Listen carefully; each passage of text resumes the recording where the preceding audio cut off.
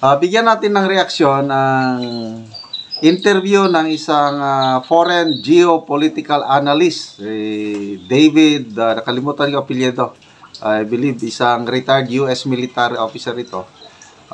Napakagaling na geopolitical analyst. Nakikita niya baka magkaroon ng civil war sa Pilipinas. Baka, sabi niya. So, in-interview niya si Professor Ana Malindog Uy. So, pakinggan natin, napakagandang paliwanag ni Professor Malindog Uy itong nangyayari sa Pilipinas ngayon. Bigyan natin ng reaksyon.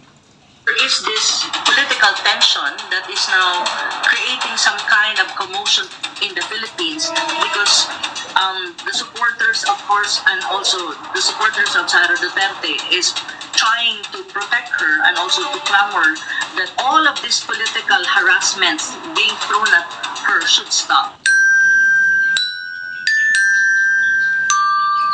And there are a lot of political harassment being thrown at the current of the Vice President.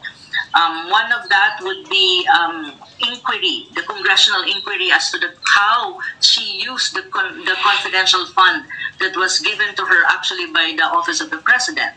And now there's a lot of accusations that, you know, there's such a thing as corruption or to a certain extent to that it is being thrown at the Vice President. And so now there's tension because before Sara was the Vice President was very quiet, but now the Vice President becomes vocal.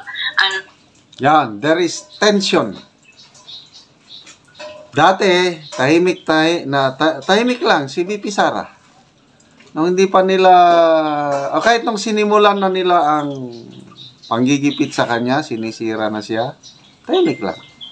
Lately lang, nung nagsimula na itong Committee on Good Government and Public Accountability na iniimbestiga ng kanyang confidential funds, nung ginipit ang budget ng OBP, inislas ng ilang billion, yun na, nagsimula ng palaban si VP Sara. So nagkakaroon ng tension.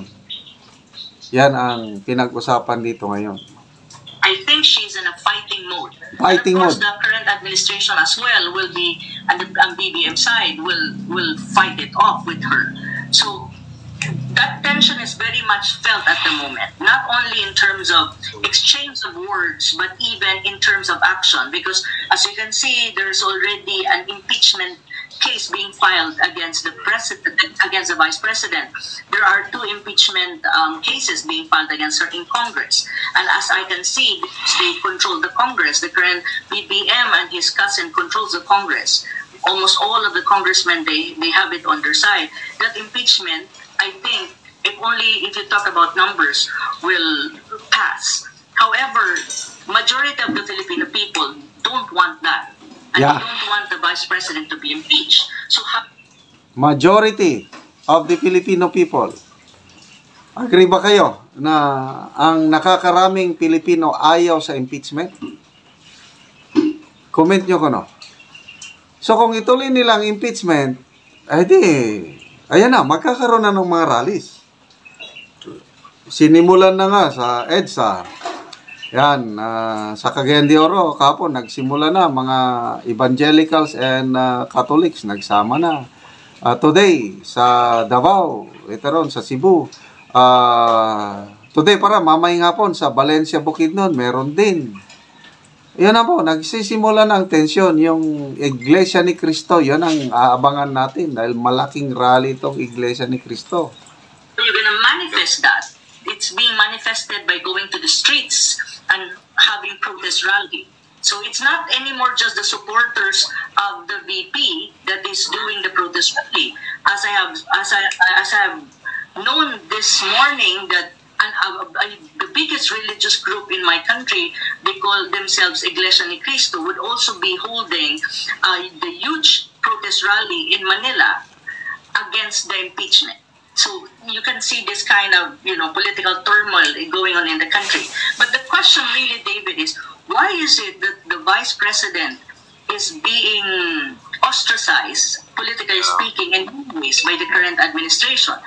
The whole administration is something that the whole force of the current administration is against her. It's pushing her to the wall. there's only one thing that I can see. They want to eliminate the Vice President Sara Duterte in the political landscape of the Philippines, especially in preparation to the 28th election, national election, because they know that if she runs for the presidency, she will win. She will win. She will win. That's really the case. Agree ba kayo na 2028 mananalo si VP Sara as president? Yan ang prediction ng Professor Anam Malindog. Uy, galing. Kaya gusto nilang eliminate, tanggalan na siraan na nila si VP Sara as early as now. Kagaya ng ginawa nila noon kay Vice President Jejomar Binay. So, kaya ba nilang i-duplicate yung Binay model nila? Mag-succeed kaya sila itong Sara Duterte model? Para yung nag-aambisyon na magpresidente siya ang mananalo sa 2028 pag ma-eliminate nila si VP Sara? So for her not to be able to run and at the same time for her not to win, they have to destroy her, politically speaking, and of course paint her image as a person and as a politician. So that's going on. On the other hand, it has also something to do with, I think it's also some kind of an attack. The political tension in the Philippines is not just about Sara Duterte as against to Marcos Jr. or the faction of Marcos Jr. and faction of Sara. It has also something to do with the current situation of the country. Really, there are also Filipino like myself who are not anymore happy of what's going on in the country. There is mass corruption going on. It's really obvious. And the other one, I think, massive corruption, very obvious, sabi ni Professor Uy. Agree ba kayo? Klarong-klaro na ang corruption. Pati nga si Katunying na known Marcos supporter, sabi niya, talamak, garapalan ng corruption sa bansa. Na dapat magsalita ng Pangulong Marcos tungkol nito. Kahit kung tatahimik lang siya, ibig sabihin, kinukonsinti niya ang korupsyon. Yan po, marami ng agree ako dito kay Professor Roy. It's not only about VP Sara, itong mga rally ngayon. Dissatisfied na ang maraming Pilipino sa pagpapatakbo sa bansa. Dahil massive ang korupsyon, tumataas ang presyo, kaliwat kanan ang smuggling, hoarding. Wala na. We are going bayan, babaon muli. Is there is the peace and order is not as good. There's a rising crime in the country. Even drug problem is also rising, and also the economy is not good as well. And also the foreign policy, if you really look at it, the foreign policy of my country is not independent and heavily influenced by the United States. That's why you have an issue in the South China Sea at the moment, because the approach in the South China Sea is more the strategy of the United States rather than Filipinos, the way we deal with conflict. So if you put all of this together, and including the political rivalry and tension between the Dutertes and the Marcoses / Romualdez, put them together, the country really is like a hot potato. Or it's like a ticking bomb. Anytime it explodes, So that is really the situation of the country right now. If you ask me, how would I assess my country? To be very frank with you, I see my country as a bleeding country. It bleeds because of so many domestic problems. The prices of rice is too high, prices of oil, electricity, transportation is really too high that ordinary Filipinos cannot afford it anymore. Even middle class is having this difficulty. There's a massive corruption, as I have said earlier.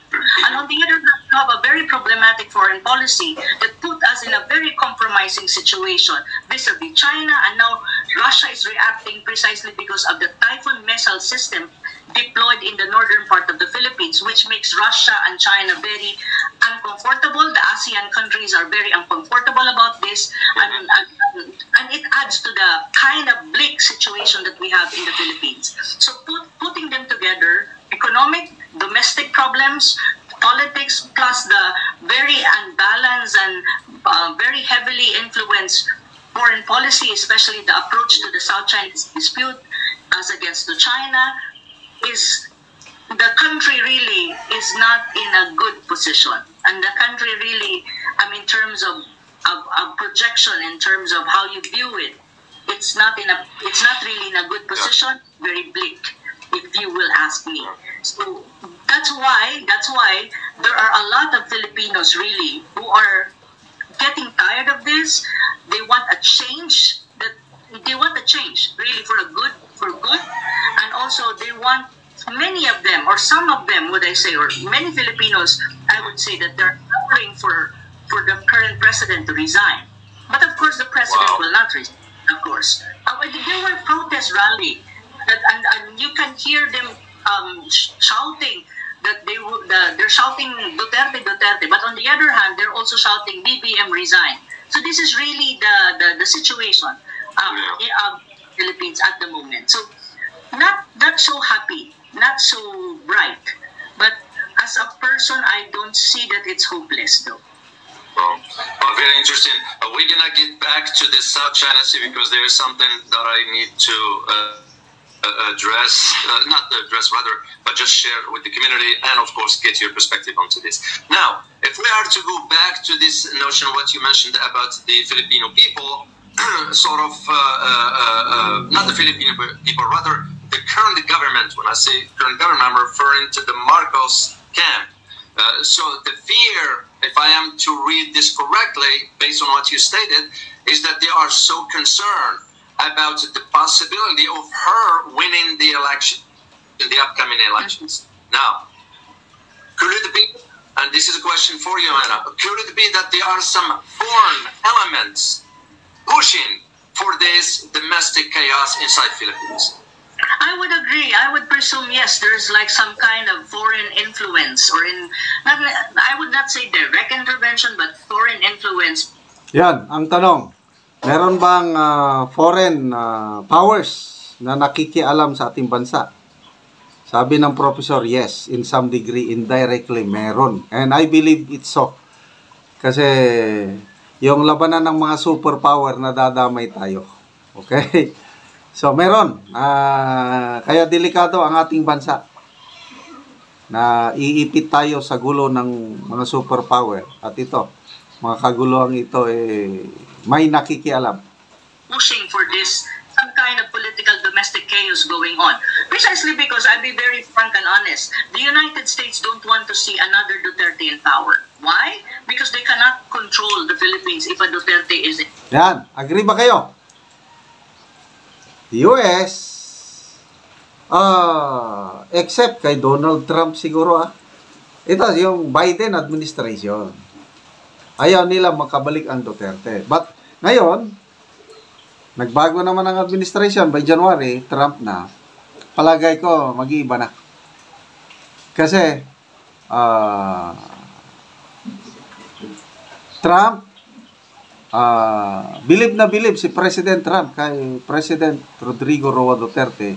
Galit na galit daw si President Trump sa droga. Kaya gusto niya yung pamamalakad ng Duterte. Kaya ngayon na makabalik na si President Trump, magbabago. Ito na, panahon na ng mga Duterte to shine. Ibig sabihin, by 2028, gusto ng Trump. Sa akin lang ito mas pabor sa Trump administration kung Duterte ang magpresidente. Ano sa tingin niyo? Kasi kung nanalo si Harris, ayun, ayaw nilang makabalik ang mga Duterte. Anyway, ang kabuuan itong interview nito, sabi ng geopolitical analyst, baka may posibilidad, pag hindi maagapan, baka magka-civil war ang Pilipinas. Ano sa tingin nyo? Payag ba kayong magka-civil war? Huwag naman sana. Nung EDSA Ono, malapit na tayong magka-civil war noon, nung patalsikin nila si Pangulong Marcos Sr. Mabuti na lang, ang Marcos Sr., ito yung greatest legacy ng Marcos Sr. para sa akin, yung voluntary siyang umalis sa Malacanang para hindi magka-civil war. So, sana naman maiwasan ang civil war sa atin dahil wag po, napakahirap ang civil war. Yung nangyari sa US, yung civil war nila, yung nangamatay ng mga sundalo, civilian, itotal mo, ang lahat ng world wars na pinagdaanan ng US, mas marami ang namatay sa civil war nila. Sana hindi tayo matulad ng US na nagkaroon ng civil war.